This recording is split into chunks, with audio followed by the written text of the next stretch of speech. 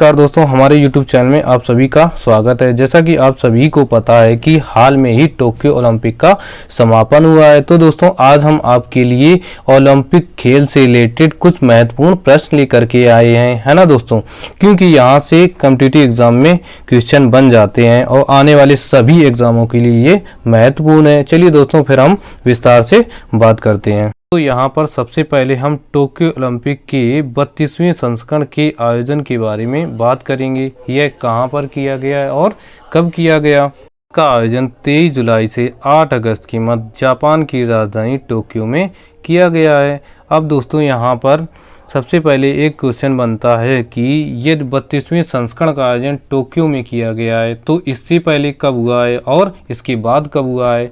तो 31वें संस्करण की हम बात करते हैं तो इसका आयोजन 2016 में रियो में किया गया था। इसके बाद 33वें संस्करण का आयोजन जो कि पेरिस में 2024 में किया जाएगा, है ना। अब दोस्तों यहीं पर एक हम एक्स्ट्रा और याद कर लेते हैं पॉइंट को, जैसे 34वें संस्करण का आयोजन कहाँ पर किया जाएगा। तो हम आपकी जानकारी के लिए बता देते हैं कि लॉस एंजलिस जो अमेरिका का एक प्रमुख शहर है, 2028 में ओलंपिक खेल का आयोजन वहां पर किया जाएगा। अब दोस्तों यहाँ पर जान लेते हैं कि टोक्यो ओलंपिक का शुभंकर क्या था।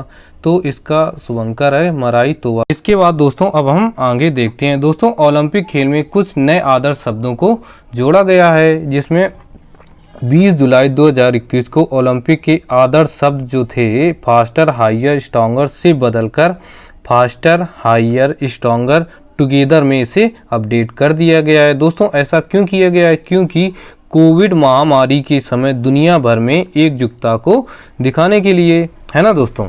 अब हम कुछ आगे पॉइंटों को देखते हैं। दोस्तों ओलंपिक खेल में कुछ नए खेल को और ऐड किया गया है, जिसमें शामिल है स्केटबोर्ड, सर्फिंग, स्पोर्ट क्लाइंबिंग और कराटे हैं। दोस्तों एक और हम आपको जानकारी के लिए पॉइंट बता देते हैं कि बेसबॉल जो पहले ओलंपिक से बैन कर दिया गया था, इसको दोबारा अब शामिल कर दिया गया है। दोस्तों अब हम अंतर्राष्ट्रीय ओलंपिक समिति के बारे में जानेंगे। दोस्तों इसकी स्थापना 1894 में हुई थी और जिसका मुख्यालय ल्यूसाने स्विट्जरलैंड में पड़ता है और इसके अध्यक्ष थॉमस बॉक हैं, है ना दोस्तों। ये उम्मीद करता हूँ आपको ये पॉइंट क्लियर हो गए होंगे, है ना। अब दोस्तों हम इसका थोड़ा और आगे महत्वपूर्ण पॉइंटों को जान लेते हैं। दोस्तों सबसे पहले इसमें बात करते हैं कि टोक्यो ओलंपिक में सबसे पहले गोल्ड प्राप्त किस देश ने किया था। तो उसमें है चीन शामिल होता है सबसे पहले, और उनके एथलीट हैं यान क्यान जो शूटिंग स्पर्धा से संबंधित हैं। इसके बाद गोल्ड जीतने वाला सबसे छोटे देश की बात करें तो बरमूडा देश है ना। इसके बाद सबसे युवा गोल्ड जीतने वाले एथलीट की बात करें तो मोमजी निशिया है जो कि जापान से संबंध रखती हैं। इसके बाद भारत की ओर से ध्वजवाहक मनप्रीत सिंह और मैरी कॉम थी, है ना। इसके बाद हम बात करते हैं समाप्ति के समय कौन था, तो बजरंग पूनिया। इसके बाद दोस्तों हम बात करते हैं टोक्यो ओलंपिक का जो थीम सॉन्ग था वह क्या था। तो हम आपको बताते हैं लक्ष्य तेरा सामने, जिसको गाया था मोहित चौहान ने। इसके बाद दोस्तों हम पदक तालिका में शीर्ष प्रमुख देशों के बारे में जान लेते हैं। तो दोस्तों सबसे पहले स्थान पर अमेरिका है, कुल 113 पदक प्राप्त किए हैं। इसके बाद दूसरे स्थान पर है चीन जिसने 38 पदक प्राप्त किए हैं। इसके बाद तृतीय स्थान पर है जापान, 27 पदक प्राप्त किए हैं। अब दोस्तों हम यहीं पर भारत की रैंकिंग को भी जान लेते हैं। तो दोस्तों भारत 48वें स्थान पर है, जिसमें 1 गोल्ड, 2 सिल्वर, 4 ब्रॉन्ज मेडल शामिल है। अब दोस्तों भारत की ओर से प्राप्त करने वाले प्रमुख एथलीटों के बारे में जान लेते हैं, जिसमें सबसे पहले हम बात करेंगे भारत का शेर नीरज चोपड़ा के बारे में।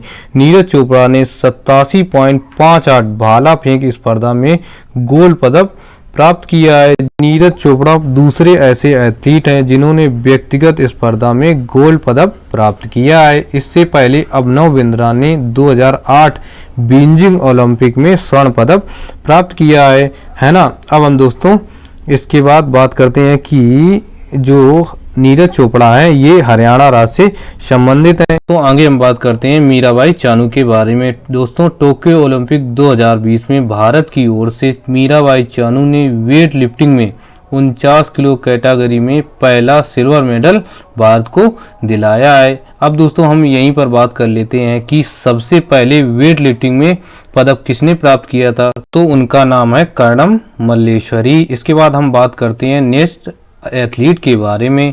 तो अब हम बात करेंगे रवि कुमार दहिया के बारे में। रवि कुमार दहिया 57 किलो कैटेगरी कुश्ती में सिल्वर मेडल प्राप्त किया है, जो कि हरियाणा राज्य से संबंधित है। इसके बाद हम बजरंग पुनिया को देख लेते हैं। बजरंग पुनिया 60 किलो कैटेगरी कुश्ती में कांस्य पदक प्राप्त किया है, ये भी हरियाणा राज्य से संबंधित है। अब हम नेक्स्ट एथलीट के बारे में जान लेते हैं। तो अब हम बात करेंगे लवलीना बोरगोहेन के बारे में। लवलीना ने टोक्यो ओलंपिक में 59 किलो कैटेगरी मुक्केबाज स्पर्धा में कांस्य पदक भारत को दिलाया है, ये भी असम राज्य से संबंधित है। इसके बाद दोस्तों मुक्केबाजी से जुड़े हुए कुछ अन्य तथ्यों के बारे में देख लेते हैं। लवलीना बोर तीसरी मुक्केबाज हैं और दूसरी महिला मुक्केबाज हैं जिन्होंने ओलंपिक में कांस्य पदक प्राप्त किया है ना।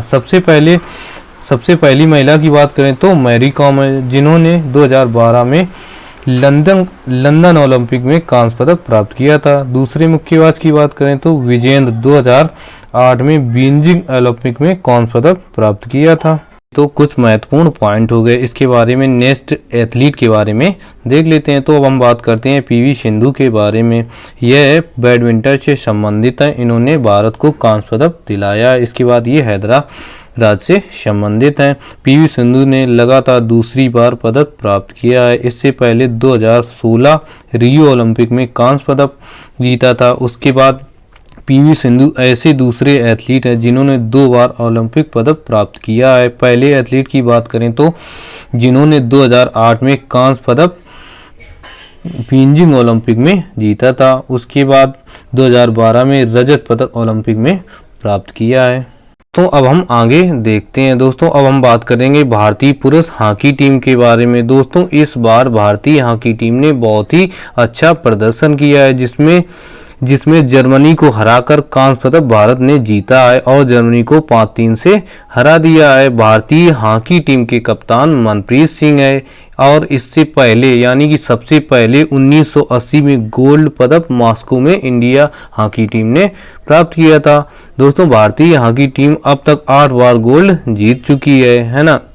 ये हमारे हॉकी से रिलेटेड पॉइंट हो गए। इसके बाद यहाँ बात कर लेते हैं थोड़ा सा कि भारतीय हॉकी टीम के कोच कौन है। तो कोच की हम बात करें तो ग्रैहम रीड हैं भारतीय हॉकी टीम के कोच। इसके बाद दोस्तों हम बात करेंगे आगे भारतीय महिला हॉकी टीम के बारे में, क्योंकि इस बार बहुत अच्छा भारतीय महिला हॉकी टीम ने भी प्रदर्शन किया है, इसलिए इसके बारे में थोड़ा हम जिक्र कर लेते हैं। तो भारतीय हॉकी टीम के कप्तान है रानी रामपाल और भारतीय हॉकी टीम इस बार 4थे नंबर पर विश्व में इसका स्थान रहा है। अब दोस्तों चलिए फिर कुछ हम और पॉइंट आगे देख लेते हैं। दोस्तों भारतीय टीम ने ओलंपिक खेल में अब तक 35 कुल पदक प्राप्त किए हैं, जिसमें 10 गोल्ड शामिल हैं। इसके बाद दोस्तों सबसे ज्यादा हॉकी टीम ने कुल 8 पदक प्राप्त किए यानी 8 गोल्ड प्राप्त किए हैं। इसके बाद दोस्तों एक ऑस्ट्रेलिया की एथलीट हैं जिनका नाम है एम्मा मैककॉम।